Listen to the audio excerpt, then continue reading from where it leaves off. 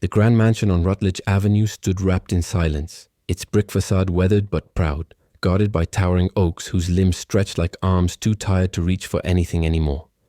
Inside, beyond the heavy mahogany doors and marble-tiled corridors, Serafina Wells stood still. She had learned over time how to move without making a sound. Her reflection stared back at her in the full-length mirror of her bedroom, an elegant space carved from cold luxury. She studied the curve of her shoulders, the pallor of her skin, the dress she had chosen deliberately but without conviction. The satin fell smoothly down her frame, but it did nothing to hide the exhaustion behind her eyes. Green, once bright, with youth and longing, had dulled to something more complex. Resignation, perhaps, or the quiet ache of disappointment matured into silence. In her hands were the divorce papers, thin, official. Neat little boxes to check, clean lines for the signatures that would untangle 3 years of marriage, or what had passed for one. 3 years ago, Serafina had walked down an aisle lined with gardenias and whispered promises. But there had been no kiss at the altar. No vows exchanged with trembling fingers or misty eyes. Just pens and signatures. The joining of 2 names, hers and Cassian Locke's, on paper that mattered more to lawyers than to hearts. She had told herself back then that love might come later, that kindness could grow where duty was planted. Her father had believed in Cassian, trusted him. "He'll protect you," he'd whispered from a hospital bed, as if passing Serafina from one world to another. She hadn't questioned him. She hadn't dared. She had wanted to honor the man who had raised her, and perhaps in some deep unconscious part of her, she had wanted to belong to someone again, to matter. But belonging was not what Cassian Locke offered. The mansion had more rooms than she could count, more silence than she could endure. For 3 years, Serafina had eaten dinners alone in the dining room set for 2. The silverware always polished, the food always warm, his chair always empty. She had walked past closed doors, learned the rhythms of his absence. She had memorized the sound of his footsteps down the hall at night, never toward her room, always away. Cassian never raised his voice, never raised his hand. He raised walls, and Serafina for a time had waited beside them, hopeful. She had left small things, a birthday card on his desk, a note tucked in his suitcase before a business trip to London. A single sunflower left in the kitchen one morning, when she remembered it was the flower her mother had loved, the flower that had once made Cassian smile at their first meeting. He never acknowledged any of it. But what hurt more than the silence was how skillfully it had wrapped around her life, how she had begun to carry it in her bones. Now she turned away from the mirror and stepped out, into the hallway, her heels echoing lightly against marble. A maid passed her silently with a nod, eyes lowered. Even the staff had adjusted to the absence of warmth between Mr. and Mrs. Locke. Serafina had not given them reason to speak otherwise. She wasn't one for drama, just distance. The dining room was already prepared. The long table stretched before her like a runway with nowhere to land. At the far end, a single setting waited as always. She placed the divorce papers beside the silver candlestick. Then gently she removed the ring from her finger, a platinum band with a single sapphire, the same shade as Cassian's eyes. It clinked against the table with a sound that should have felt like liberation. Instead, it felt like grief. She sat down and wrapped her hands around a cup of coffee that had long gone cold. From the corner of the room, a grandfather clock ticked patiently. Outside, the Charleston sky was dimming to dusk. She thought about the first time she met him. Cassian Locke had walked into her father's office wearing a tailored navy suit, every movement calculated, every word efficient. He didn't speak like a man interested in conversation. He spoke like someone used to being listened to. But when he looked at her, just once across the room, something unreadable had flickered in his expression. He never flirted, never charmed, and yet her father had trusted him like a second son. "He doesn't need to love you to keep you safe," he had said. "Cassian will never betray you." And that, Serafina thought now, might have been true. He had not betrayed her, but neither had he loved her. The sound of the front gate creaking open broke the quiet. She didn't need to look at the clock. Cassian was nothing if not punctual. It was 6:45 p.m. Precisely. Her chest tightened, not from hope, but from something else. Anxiety, maybe. The kind that follows you into a room even when you've done nothing wrong. She stood as the front door opened. The air shifted, cooler with the night breeze, and there he was, Cassian Locke. His dark hair damp from the rain, his suit flawless despite the humidity, his jawline sharp enough to cut the silence. He didn't look at her immediately, just stepped inside, removed his coat and placed it on the stand. When his eyes finally met hers, they held nothing but calm. "What is that?" he asked, nodding toward the papers on the table.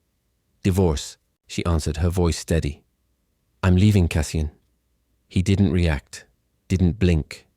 Just walked to the table, picked up the document and scanned the front page like it was a quarterly report. She watched him, waited, prayed in a way. She didn't even understand anymore that something might break through. A flicker of emotion, a protest, a crack. But Cassian only set the papers back down. Unsigned. "Is that all you have to say?" she whispered. Still, he said nothing. 3 years, and this too would be met with silence. Serafina stepped forward, her breath catching in her throat. "I need to know, Cassian. I need to understand. Why did you marry me?" He looked at her then, and there it was again. That flicker. That storm behind his eyes that never touched the surface. "You don't need to know," he said. The words were simple, final, but they hit like a slap. She turned away, heart pounding. In 3 years, she had learned how to cry without making a sound. Tonight she wouldn't cry. She would walk, but as she passed him, something caught her eye. A folder on the edge of the hallway table, just peeking from beneath a leather-bound journal. A name, Wells Holdings, her father's company. She paused just long enough for Cassian to notice. He followed her gaze, then moved swiftly. Too swiftly. He picked up the folder and tucked it beneath his arm. "Don't look at things that don't concern you," he said. Her mouth went dry. "My family concerns me." He didn't respond. She turned and walked up the stairs, the sound of her heels softer than before. Back in her room, Serafina looked out over the balcony. Charleston's street lamps blinked in the mist. The scent of rain rose from the streets. Somewhere music played from a distant window. Soft, forgotten jazz. She thought about her mother, long gone. About her father and his last words. About her wedding day. About the dinner she had cooked once and how it had grown cold on the table. She thought about Cassian's silence. About that folder. About how protection could become a prison if the door was never unlocked. Then she walked back inside, closed the balcony doors and began to pack. Not just clothes, but herself. She had waited for too long in a house where love never spoke, and silence, no matter how elegant, was no longer enough. The storm arrived just after midnight. Thunder rumbled like a threat swallowed in the distance, and rain tapped a persistent rhythm against the tall windows of the mansion. Serafina Wells stood barefoot at the edge of the hallway, her silk robe drawn tightly around her as if it could shield her from the questions pressing against her ribcage. The papers downstairs remained unsigned. The wedding ring still lay beside them untouched. But what lingered most vividly in her mind was not what Cassian had failed to say. It was what he had hidden. She had seen it briefly, unmistakably, the I.E. name on the folder tucked beneath his journal. Wells Holdings, her father's company, the one she had inherited and handed over without question, trusting the lawyers who insisted it was in her best interest, trusting Cassian. But the look in his eyes when he realized she'd seen it had shifted something inside her. A crack in his perfectly composed mask. Not anger, not guilt. Something closer to panic. She hadn't been able to sleep. For hours she lay in bed as the storm rattled the walls, remembering every clipped conversation, every paper he had asked her to sign without explanation, every look that felt just short of hiding something. In this house, questions went unanswered, but tonight she would find her own. The second floor held a door she had never opened. Not because she wasn't allowed, Cassian had never explicitly forbidden it, but because it had always been locked, and in their quiet war of avoidance, there were things Serafina had chosen not to push. Until now, she moved with quiet purpose down the corridor, her fingers trailing the wood-paneled wall. At the far end, beneath the antique portrait of a mist-covered lake, was the study Cassian never entered when she was around. The one with the heavy brass doorknob and the smell of old books seeping beneath the door. She had never seen him use a key, but she remembered the kitchen drawer he once opened, late one night when he thought she was asleep. She had only glimpsed it then, a small brass key tucked behind spare silverware. Tonight she retrieved it.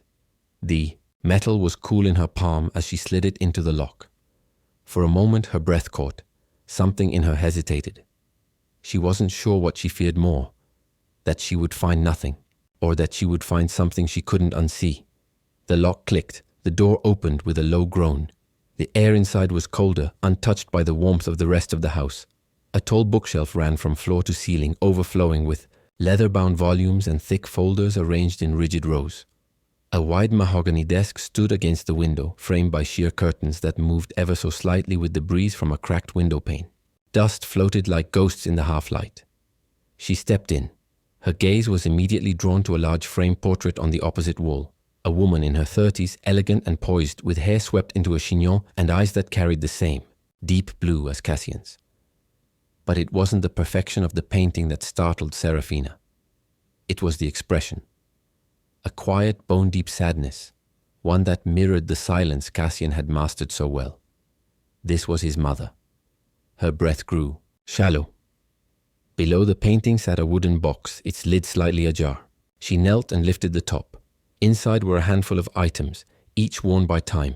A faded photograph of a young boy, Cassian, standing beside the same woman in the portrait, both dressed formally, unsmiling. A silk scarf, pale lavender, and beneath it a letter folded twice, the ink faded but still legible. Her fingers trembled as she opened it. Cassian, my son, I'm sorry. I'm so sorry I wasn't strong enough. Your father took everything from me, my voice, my joy, my light. But don't let that pain live inside you. Don't let it win. You are not him. You are more. You are kind. I've seen it. I felt it in your hands when you held mine as a child. You have light, Cassian. Please don't let the darkness teach you how to love. Protect her. Protect yourself. Be better. Be free. The words blurred as tears rose in Serafina's eyes. This wasn't just pain. This was a warning left behind. A mother begging her son not to become the man who broke her. She sat back, breath catching, her heart trying to make sense of it all. Cassian had never spoken of his mother, not once. But suddenly the wall she'd lived beside for 3 years felt louder, more haunted than silent. Before she could close the box, her eyes caught a thick folder placed underneath it. It wasn't labeled like the others on the shelves. Instead, across the front, in firm slanted handwriting, were 3 words. Project Orchid. Confidential. She reached for it. Just then, the door behind her creaked. She froze. Cassian stood in the doorway, his hair wet from the rain, his shirt half unbuttoned as if he had rushed upstairs. What are you doing? His voice was sharp, not with rage, but with fear. She rose slowly, the folder still in her hands. I needed answers, she said, barely able to steady her voice. You wouldn't give them, so I came looking. That's not yours to open. Her gaze didn't waver. It has my family's name on it. He stepped inside slowly, as if approaching a wild animal that might bolt. You don't understand what that is, he said. And you don't want to. She opened the cover. Serafina. His voice cracked. Too late.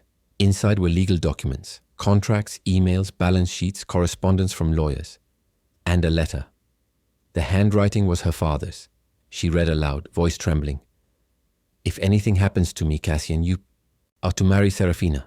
The shares must remain protected until she's ready. Her aunt cannot get them. She cannot handle the weight yet. You're the only one I trust. Cassian moved to take the folder. She pulled it back. Her father's signature glared up at her from the page. So did the clause she had never seen before. The one that transferred temporary controlling interest in Wells Holdings to Cassian for a period of 3 years, pending Serafina's personal and emotional readiness, as judged by Cassian. Himself, her knees nearly gave out. You married me. For this, she whispered. For a contract? To control what I inherited? Cassian shook his head. It's not what you think. You promised my father you'd protect me, she said, her voice breaking.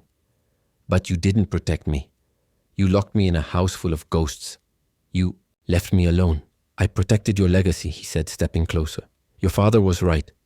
Your aunt tried to get the shares the day after he died. There were people circling you like vultures, Serafina.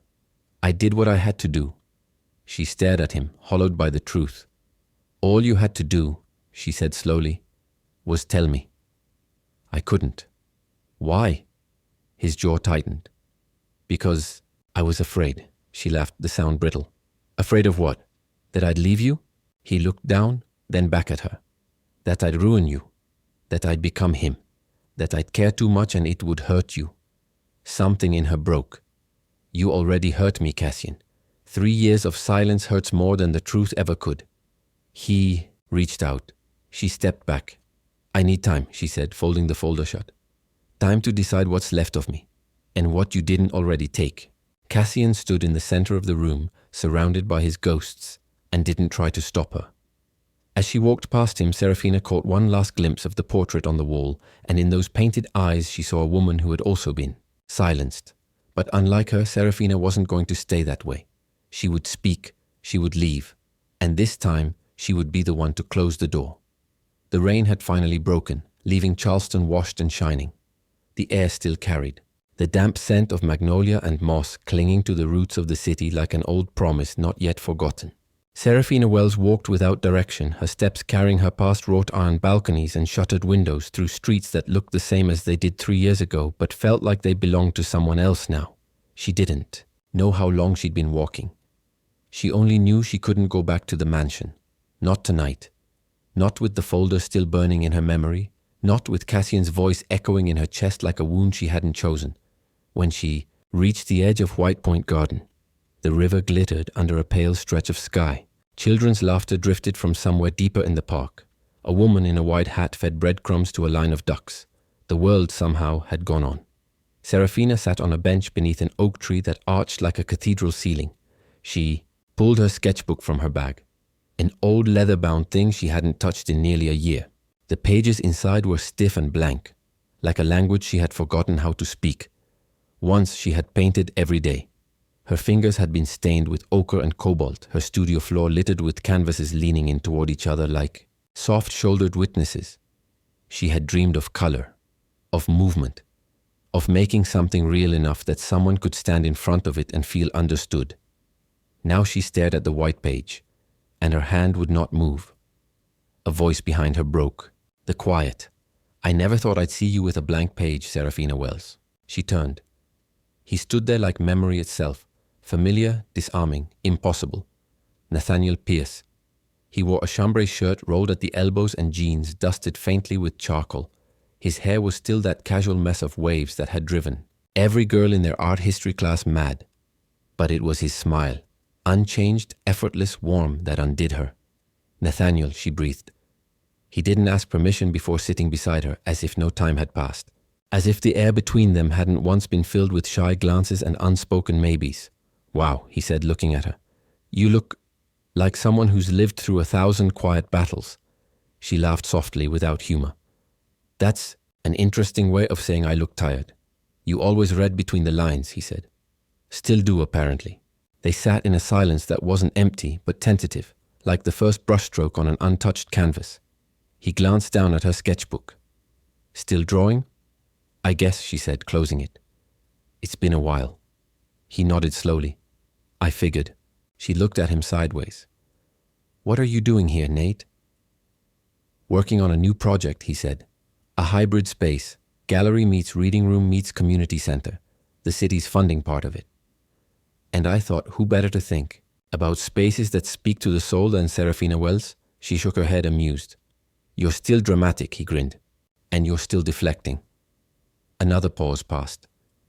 I heard about your father, he said gently. I'm sorry, he was a good man. Thanks, she said. She didn't elaborate. Nathaniel leaned back, stretching his arms behind him, across the bench. You disappeared after graduation. I always wondered where you went. Into a marriage, she said, the words falling from her mouth before she could catch them. One that was more contract than connection. His brows knit, not from judgment but concern. You don't have to tell me, he said, but I'm here if you want to. Serafina wanted to believe him. But trust was no longer something she carried lightly. Instead, she pointed to the rolled-up paper tube he held under his arm. What's that? He smiled, instantly brighter. A bribe. A reminder of who you used to be. He unrolled it carefully on his lap, revealing a large architectural rendering.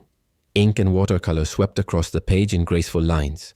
It was a building, open, sun-drenched, with rounded windows and walls that felt alive. It looked more like a breath than a structure. It's beautiful, she said genuinely. It looks like it's meant to hold stories, not just people. He turned to her, eyes soft. That's the idea. We're hosting a small exhibit this weekend. Some art, some music, some soul. You should come. Serafina hesitated. I'm not exactly in the right headspace for art shows, she said. He didn't press. Instead, he gently nudged her shoulder with his. You don't have to dress up. Just come be somewhere people are allowed to feel things. Out loud. That night, Serafina found herself staring at the invitation he'd slipped into her bag. It was handwritten, on textured paper, with his signature messy scroll at the bottom. You once said art was how you stayed alive. Come breathe. And she closed her eyes and let the paper rest against her chest. She didn't know what she was saying. Yes to, but she knew it was time to say yes to something. The gallery space was a reclaimed warehouse with high ceilings and old beams stained honey brown by time. Soft jazz drifted through the air. Warm lights pooled across paintings hung on exposed brick walls. It wasn't pretentious. It didn't ask you to pretend. Nathaniel greeted her near the door in a navy blazer and dusty boots. You came, he said, almost surprised. I don't know why, she replied honestly. But I didn't want to stay quiet tonight. He offered her his arm without expectation. She took it. As they walked through the exhibit, Serafina saw canvases alive with color, photographs that trembled with honesty, and sculptures carved, like wounds and healing both. She felt things stirring in her chest that hadn't moved in years. Do you remember that piece you did in college, as he asked? The one with the faceless woman and the house with no windows? She looked at him, startled. You remember that? I think about it sometimes, he said. I didn't understand it then, but I think I do now. They reached a quieter corner where a display table held small handwritten notes from local artists about why they created. Serafina ran her fingers across the words. To feel seen, to survive, to tell the truth. She swallowed. I forgot how much I needed this, she whispered. Nathaniel didn't respond. He just stood beside her, silent and steady, a presence she hadn't realized she'd missed. After a while, he turned to her. Walk with me? Outside, the night was warm, laced with river air. They walked along the cobblestone streets without talking. Eventually, they sat by the waterfront, the city glowing faintly behind them. Is he still in the picture? Nathaniel asked carefully. Serafina considered her answer. He never really was, she said. Not in the way that mattered. Nathaniel looked out over the water. You deserve to be seen, he said quietly. You always did. She turned her head toward him. His eyes were serious, honest, soft. I'm not ready, she said. I'm not asking you to be, he replied. I just want you to know I see you, that's all. It was strange, she thought, how a single moment of being seen could undo years of being invisible. When she returned home that night, Serafina opened her sketchbook again. This time her hand moved. She drew, not something perfect, but something, breathing. A woman standing in the rain, holding a house in her arms. The house had no windows, but the woman, she was smiling. She didn't know where this would lead, but she knew something had shifted. The silence, for the first time in years, had begun to unravel, and in its place, color, light, possibility. The sun rose over Charleston with a hesitant blush, like someone ashamed of being late. Through the tall windows of the mansion, light fell in fragile strands across polished floors and untouched furniture. It filtered into Serafina Wells's bedroom, casting golden bars across her suitcase, which sat half-packed on the edge of the bed. The night had been long. She had lain awake listening to the creaks of the house, the old bones shifting, as if mourning what she was about to do. And yet she felt no fear, only clarity. There had been a time not long ago when the thought of leaving terrified her. Not because she needed Cassian's love, he had never truly given it, but because the version of herself outside this marriage felt unreachable, uncertain, unfinished. Who was she without the Wells name cloaked in lock armor? Who was she when she wasn't surviving in silence? But something had broken loose since that night at the gallery with Nathaniel. Or maybe it had begun in the study with the folder and her father's letter. Either way, the crack had widened. It wasn't loud. It wasn't theatrical. It was the quiet sound of selfhood pushing through concrete. And this time she wasn't asking permission. She zipped the suitcase and carried it downstairs, her breath steady, her hand firm on the banister. Each step echoed through the empty house, but she didn't flinch. She had walked this staircase as a ghost for years. Today she walked it as someone alive. Cassian was in the kitchen of all places, standing beside the espresso machine as if trying to simulate the habits of a normal husband. He looked up when she entered, and for the briefest moment something flickered in his eyes. Not surprise, something older. A memory, perhaps, of a different life he had once been capable of living. "You're leaving," he said. It wasn't a question. She nodded. His gaze dropped to the suitcase. "Do you know where you're going?" "Yes," she replied, her voice calm. "To Monterrey. There's a residency program I applied 2 years ago. They still have my file." His brow lifted. "Art?" Her heart beat faster. The fact that he had to ask stung more than she expected. "Yes," she said. "Art, painting, teaching, breathing." Nodded slowly. "You won't come back." "I might," she said, not unkindly. "But not to this." Silence stretched between them like a tightrope. He looked at her, and for once he didn't wear the armor. No indifference, no cool control. Just a man who had built a fortress and now stood alone in it. "I never wanted to hurt you," he said. "No," she replied. "But you did. Because you thought protecting me meant keeping me small. Contained. Quiet." He didn't argue. "I wanted so badly to be worth your honesty," she whispered. "But I've learned that love isn't measured by what someone withholds. It's measured by what they share freely." Cassian looked down. "There were things I couldn't say. Things I was afraid would make me lose control. Then you never gave me the chance to know you, only the version you managed." He nodded again, slower this time, like the truth was finally settling in his chest. "Do you love him?" he asked suddenly. Serafina's breath caught. "Nathaniel?" Cassian didn't answer, but the name hung in the room like steam. "I don't know what I feel yet," she said honestly, "but I know what I don't feel here. And that's enough for now." He took a step forward, then stopped. "There's something I want to give you." She tensed, but he walked to the living room cabinet and returned with a leather-bound notebook. It looked aged, its corners worn. He held it out to her. "What is this?" she asked. "My truth," he said quietly. "What I never had the courage to tell you when it mattered." She hesitated, then took it.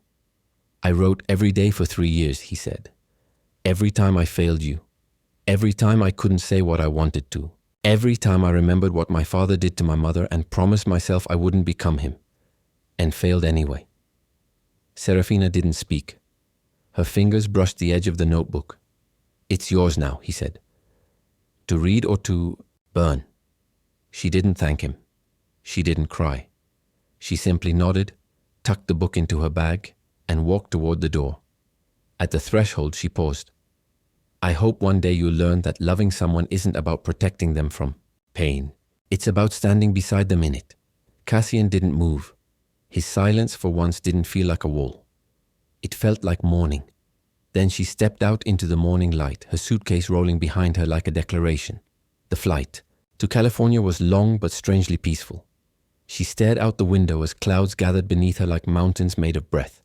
With every mile, the air seemed to change. Less weight, more possibility. Monterrey greeted her with the scent of salt and eucalyptus. The residency housing was modest, a small artist's cottage nestled near the cliffs, but it felt like a sanctuary. Her room overlooked the sea. The windows didn't have bars. The walls didn't remember silence. That first night she opened the notebook Cassian had given her. At first the words were stiff, uncertain, fragments of guilt and confusion. Then came the pain. Raw, unfiltered. Stories about his mother. The fear of becoming the man who had made her disappear behind a locked bathroom door. The memory of hearing her sobbing and not knowing what to do. The shame of growing up too fast and trusting coldness as the only survival tool. And then there was her. Page after page, observations he never said aloud. Admiration for her strength, guilt over not knowing how to meet it, grief for what they could have been if he hadn't been so afraid of needing someone. By the time she closed the final page, her hands trembled. He had loved her, in the only way he knew how, but that wasn't the love she needed. The next morning, she stood before a blank canvas. The sea roared in the distance. Her fingers itched, and for the first time in years she let herself move without hesitation. She painted, not the pain, but what came after. A woman standing on a cliff, wind in her hair, face turned to the sun, not waiting to be saved, not defined by who had failed. Her, alive. That night she sat beneath the stars and breathed without counting the seconds. She was no longer the wife waiting in a mansion of echoes. She was Serafina Wells, and she had finally left the house behind. The Pacific stretched endlessly outside Serafina's studio window, a quiet mirror for her inner world, wide, unfinished, shifting. The artist residency in Monterrey felt like both sanctuary and stranger. The first mornings had been difficult. Silence in Charleston had meant oppression.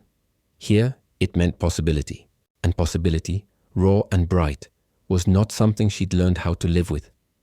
She rose each morning before the other residents stirred, brewing coffee in a chipped ceramic pot while the horizon was still pink with the promise of light. Her canvas waited for her like a confidant.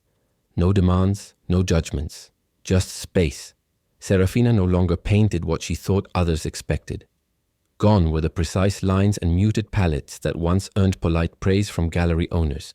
Now she painted emotion, broad strokes, wild color, bleeding borders. She painted the ache of absence and the stubborn bloom of rediscovery.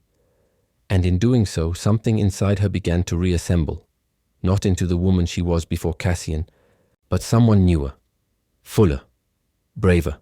The other artists in residence were a strange, comforting chorus. There was Amira, a textile artist from Morocco who braided silk into emotional spells. Julian, a sculptor from San Francisco who molded grief into stone with hands so calloused they looked carved themselves.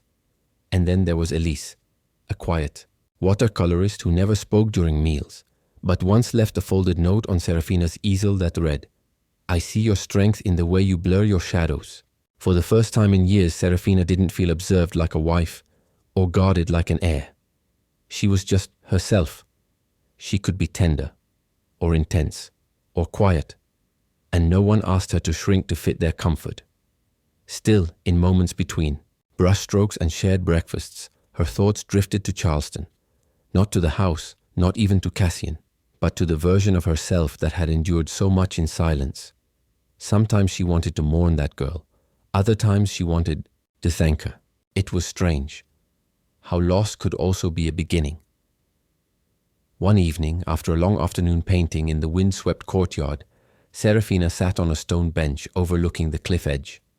Nathaniel's name had haunted her in fragments ever since. Monterrey, like a note from a song she once loved but couldn't remember how to sing. He hadn't called, hadn't written. She hadn't either, and that felt right. Because this season of her life wasn't about being claimed. It was about becoming. She opened a fresh journal and began to write. Not for anyone else, but to mark the trail of her own transformation. Today, I painted light without apology. Today I didn't feel like apologizing for needing softness. Today I remembered I'm allowed to want joy and not just survival. The sun dipped lower, setting the sky on fire. Serafina closed her eyes. For the first time, her soul felt room to expand. Weeks passed. Her work evolved.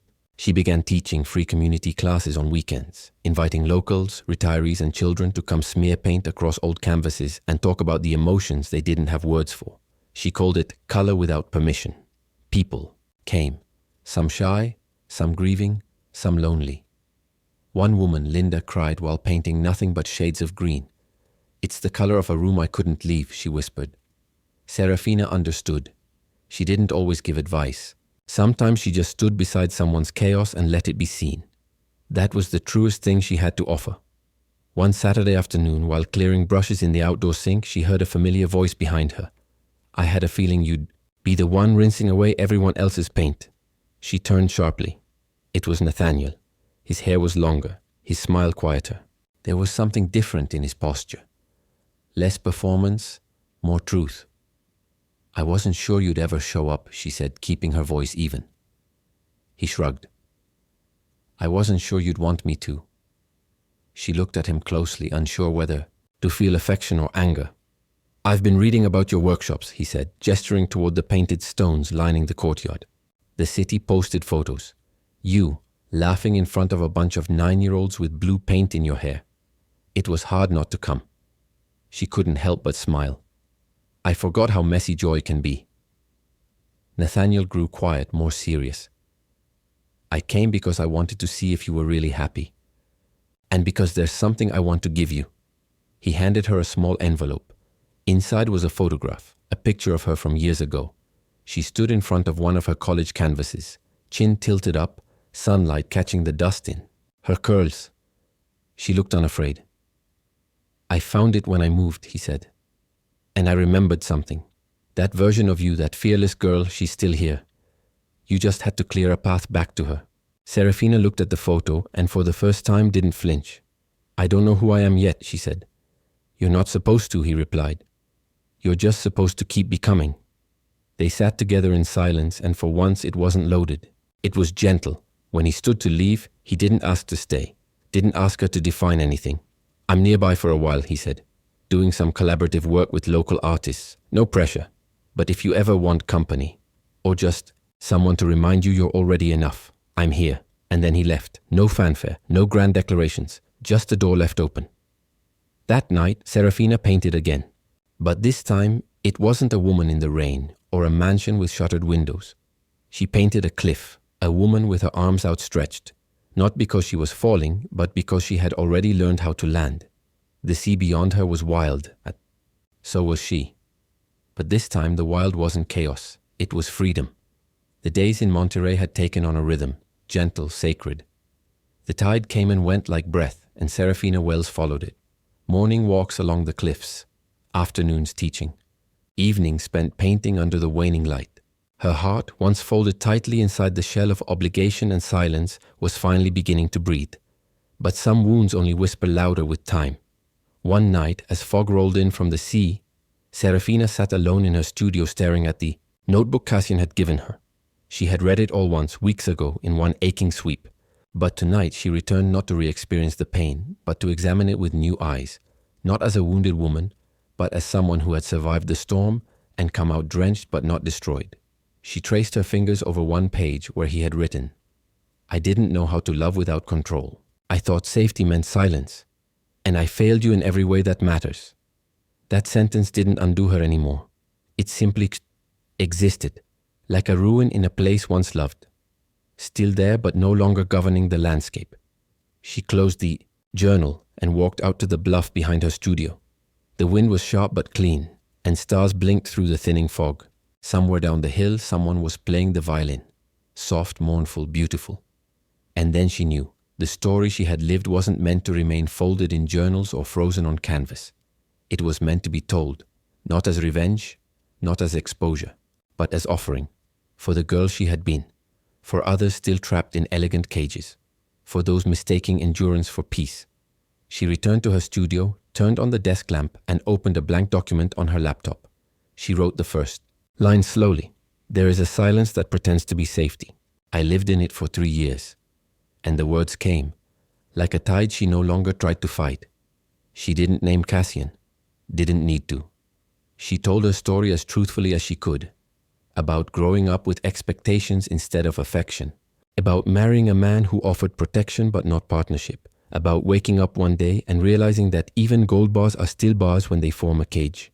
She wrote about the moment in the study, about the folder, the fear, the fracture. She wrote about Monterrey, about rediscovering paint and breath and color, about women who taught with their eyes instead of their mouths, about laughter that wasn't followed by apology.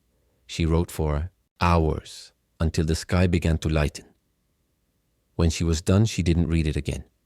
She hit save, attached it to an email, and sent it to an old friend, Sophia Kane, now editor-in-chief at a mid-sized online magazine that championed essays by women about reclamation, resilience, and the unspoken rules they had learned to break.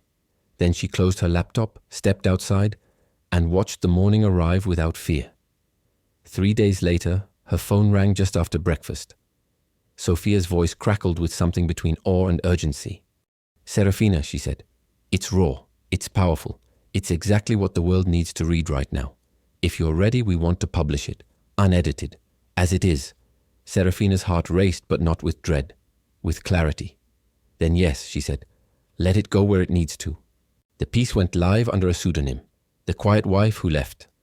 Within 24 hours, it had been shared over 50,000 times. By women, by therapists, by advocacy groups. Emails poured into the inbox Sophia set up on Serafina's behalf. Stories of gratitude, resonance, recognition. I thought I was the only one. I never knew how to describe what was happening to me until I read your words. Left yesterday because of you. Serafina read them with tears that no longer came from grief, but from the strange, powerful weight of being witnessed. At first, she didn't tell anyone it was her. Not the residency staff. Not Nathaniel. It felt too vulnerable, too sacred. But the secret didn't feel like hiding. It felt like holding something close until it was ready to be part of the air. And then one morning, Nathaniel knocked on her studio door. He had a folded printout in his hand. She recognized it before he spoke. "This is you, isn't it?" he asked quietly. Serafina met his gaze. "Yes." He stepped inside, his voice thick with emotion. "You didn't just paint your way out. You wrote your way into the light." She smiled faintly. "I didn't expect it to matter this much." He shook his head. "It does. Because you didn't write like someone trying to teach a lesson. You wrote like someone telling the truth." She turned away a little overwhelmed. He crossed the space between them. "May I ask something?" She nodded. "Do you still love him?" Serafina took a long breath. "I don't know what I feel for him anymore. Sometimes I miss who I wanted him to be. Sometimes I feel sorry for the man he is, but mostly, I just want to let him go without needing to understand him." Nathaniel was quiet, thoughtful. "That's love too, you know. Loving someone enough to stop carrying their damage." She nodded slowly. "Maybe." Then after a beat she asked, "Why did you come today?"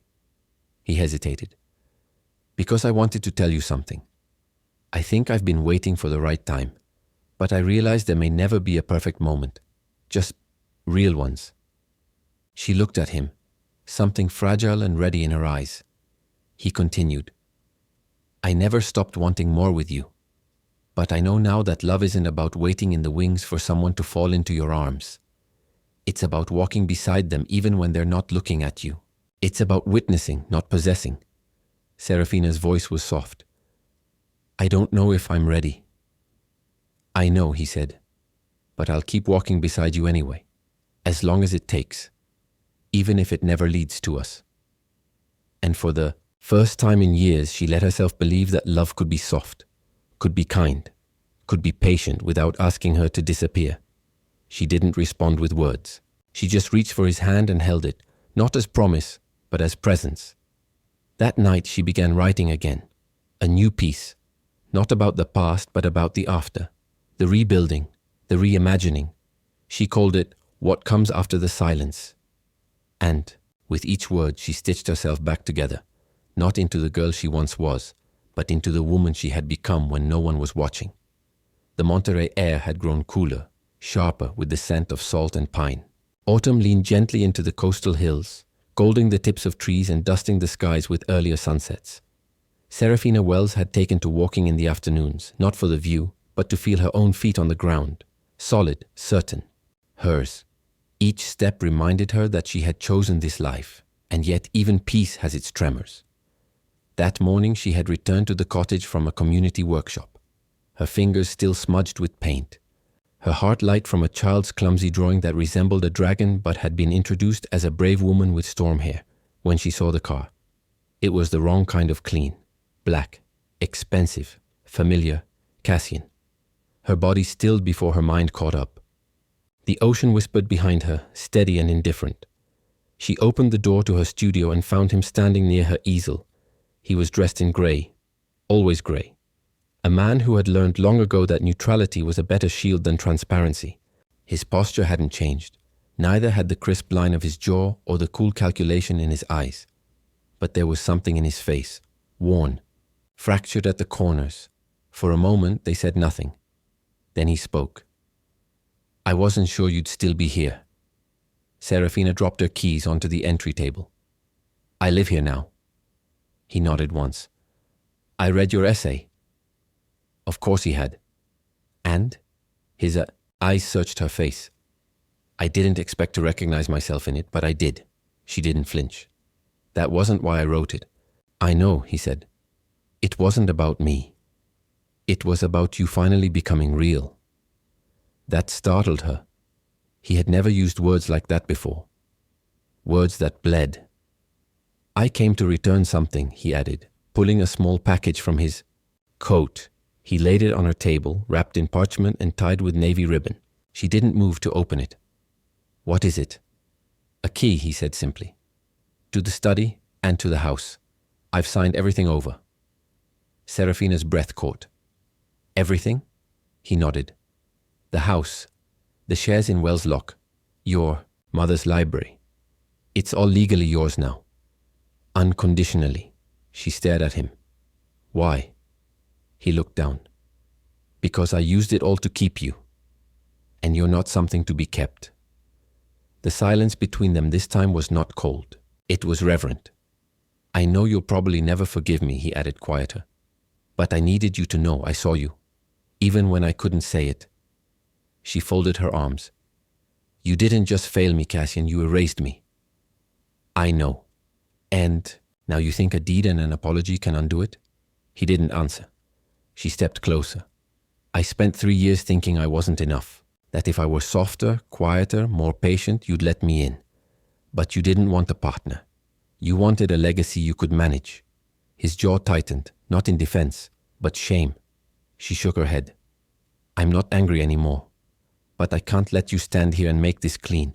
His voice cracked for the first time. Then what do you want? I want you to live with it, she said. Not in punishment, but in memory. So you don't make a museum out of your past and call it grief. He didn't reply, only nodded, a quiet, weathered man standing in the wake of his own undoing. As he turned to leave, she called out softly, Cassian? He looked back.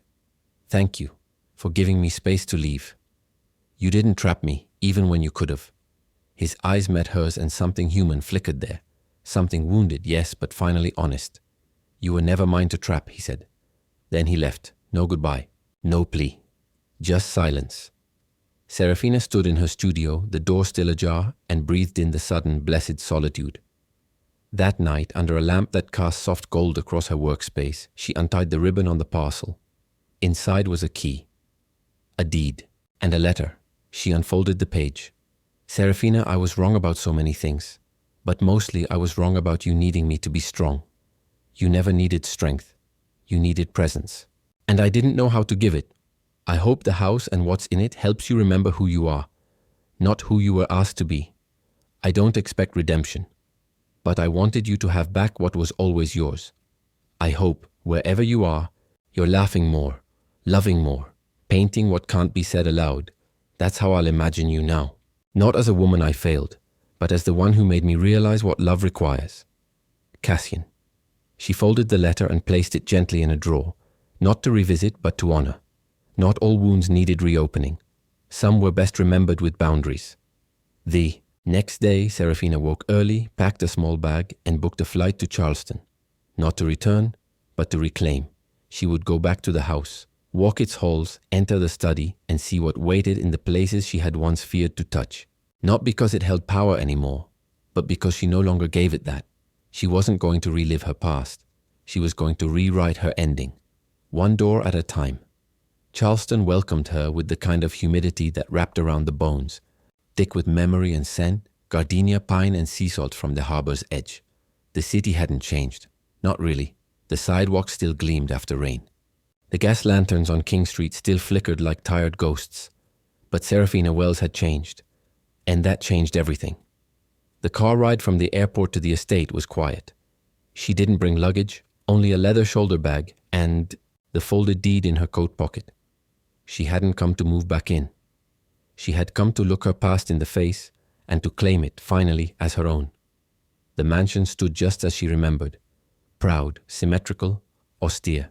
Its white columns gleamed in the early morning light, and the old magnolia tree in the front yard drooped slightly, as if bowing in reluctant welcome.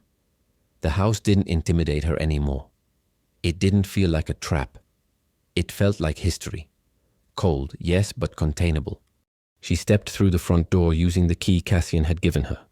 The lock clicked open without resistance. The air inside was still and perfumed faintly with lavender and dust. Her footsteps echoed across the marble floor as she passed.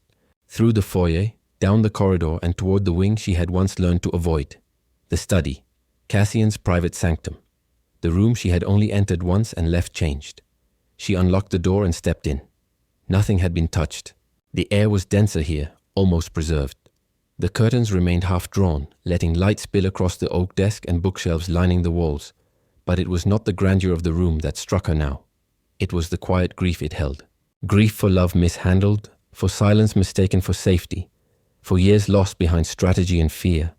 Serafina crossed the room and sat in the leather chair behind the desk. Her fingers brushed across the surface, then found the drawer. She opened it slowly. The folder was still there, the one labeled Operation Heart. She pulled it out, not with the old tremor of fear, but with steady hands. She reread the notes she once stumbled upon. Financial holdings, statements from private investigators, legal frameworks designed to protect her estate from her estranged aunt, Sophia Hart. A plan her late father and Cassian had drawn up with cold precision. It was never about romance. It had always been a deal. But now she saw more. Handwritten marginalia Cassian had left in later months. Things he must have added after they married. Notes about changes in her demeanor. Concerns he'd never voiced. Even underlined passages. In her mother's will, they revealed a truth she hadn't seen clearly before. In the event of Clara Wells' death, her daughter's full autonomy must be preserved. Under no condition is she to be controlled, concealed, or silenced. Serafina's throat tightened. Her mother had known. This marriage, this mansion. It had been constructed as a shield. But somewhere along the way, it became a prison. Until now. She closed the file, locked it again, then stood. The study no longer felt like a place she needed to fear or flee. It was simply a room. A room where two people once tried to protect something they didn't know how to nurture. She walked through the rest of the house slowly, past the sunroom where she used to read, past the parlor where conversations had always stopped when she entered, into the library her mother had curated, where dust now danced in streaks of light across first editions and political biographies. She touched the spines of books that once frightened her with their weight and expectations. And now they felt like artifacts of someone else's narrative. She climbed the stairs to her old bedroom. The linens had been changed. The room was untouched, but strangely smaller than she remembered. It wasn't the room that had changed, of course. It was her. She looked out the window at the garden, where once, as a younger woman, she had wandered, during nights too sleepless to bear the silence inside. That woman had waited to be chosen. This one had chosen herself. By late afternoon, she walked the grounds behind the house, pausing under the old arbor where Cassian had once taken a call, while she watched from the kitchen window, unnoticed. She let that memory rise, then fall away. She no longer needed its weight. As the sky pinked toward dusk, she returned to the front porch. A black car was waiting by the curb, her ride back to the city. She didn't turn back to say goodbye to the house. There was no reason to. The house would always stand. But it no longer held her story hostage. She had reclaimed it word by word, step by step. She pressed a letter into the mailbox before leaving. It was addressed to the estate's legal counsel, granting approval for the house to be listed for auction, not for profit, but for transformation. The proceeds would be donated to the Women's Resilience Initiative, funding transitional housing, and therapy for women leaving controlling relationships. She had found her voice. Now it was time to use it for more than herself.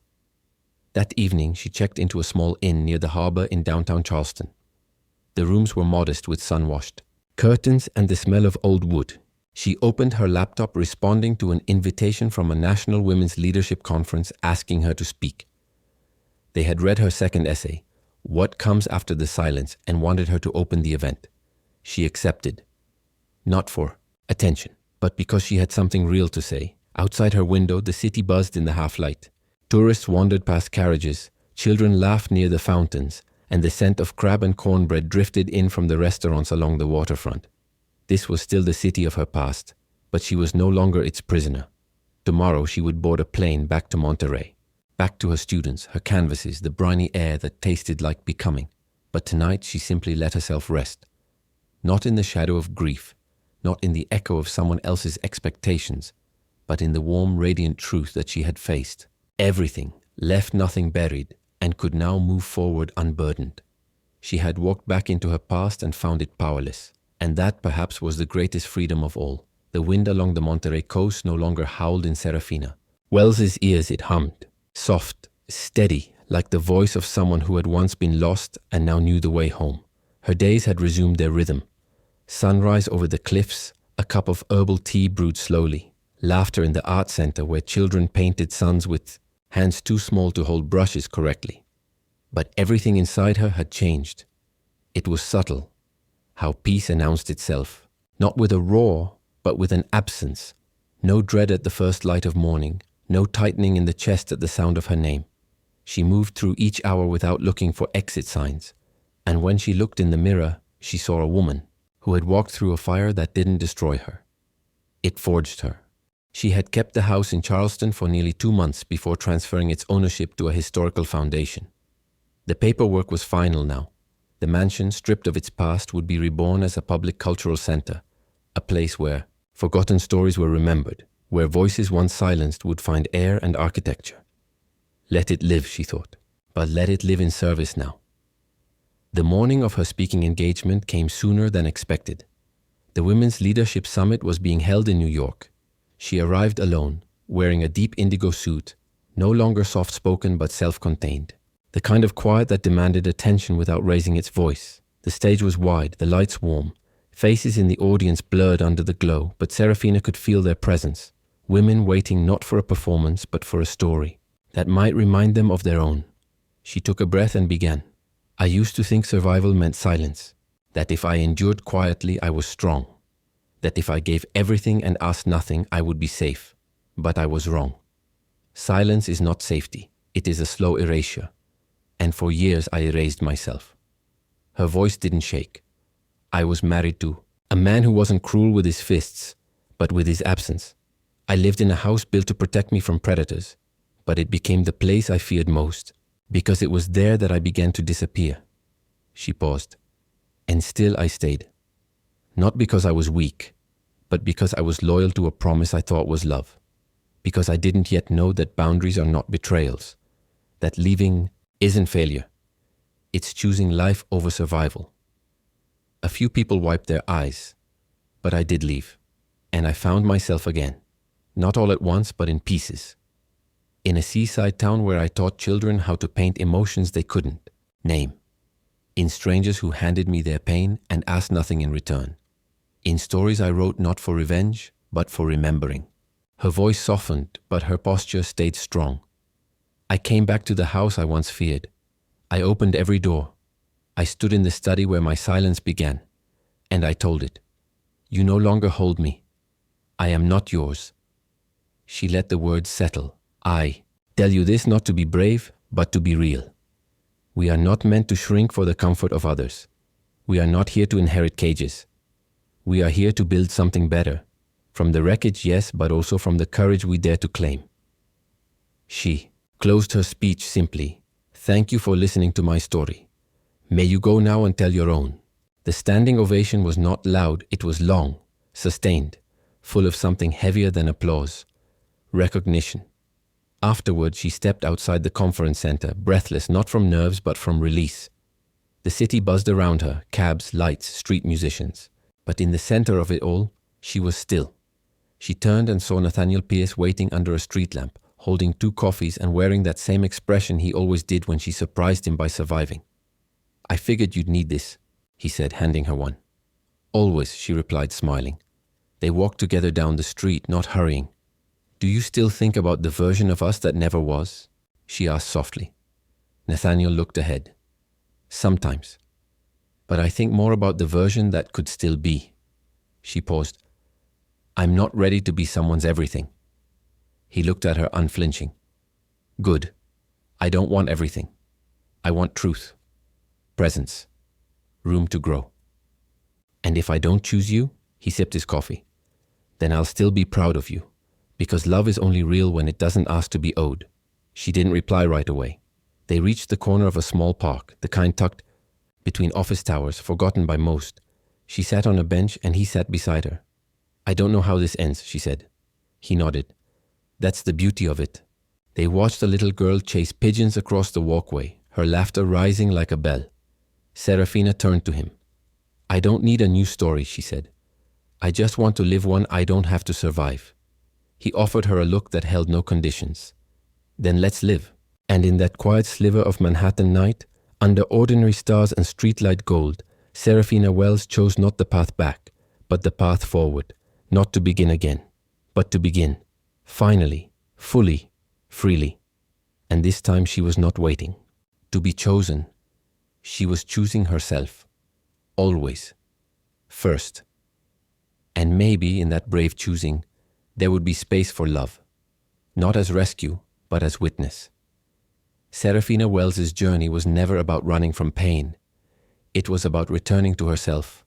Trapped in a marriage that offered protection but not presence, she spent years in silence, believing endurance was strength and obedience was love. But love without voice is not love, and safety without freedom is still a cage. When Serafina finally walked away, it wasn't out of rebellion. It was an act of reclamation. She rediscovered her voice through art, her soul through solitude, and her power through storytelling.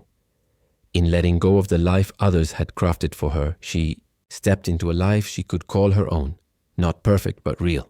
She confronted her past, not to erase it, but to honor the woman who had survived it.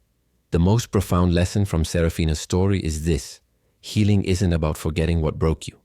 It's about remembering who you were before the breaking, and then becoming someone even stronger. Your silence doesn't make you noble. Your boundaries don't make you selfish. Your choice to walk away doesn't mean failure. It means freedom. In a world that still expects women to shrink, to smooth, to survive quietly, Serafina stood up and said, I will not disappear to make others comfortable. And in doing so, she gave others permission to do the same. Ask yourself, what part of you have you silenced just to keep the peace? And what might happen if you let that voice speak? Mini quiz for comment section. What was the most transformative moment in Serafina's journey? A. When she published her story anonymously. B. When she returned to Charleston to reclaim the house. Comment A or B below. Now it's your turn. What part of Serafina's story resonated with you most, and why? Share your thoughts in the comments. Let's inspire each other through real stories and real strength. Don't forget to subscribe to the channel for more powerful stories like this one. Your support helps us create more heartfelt healing content.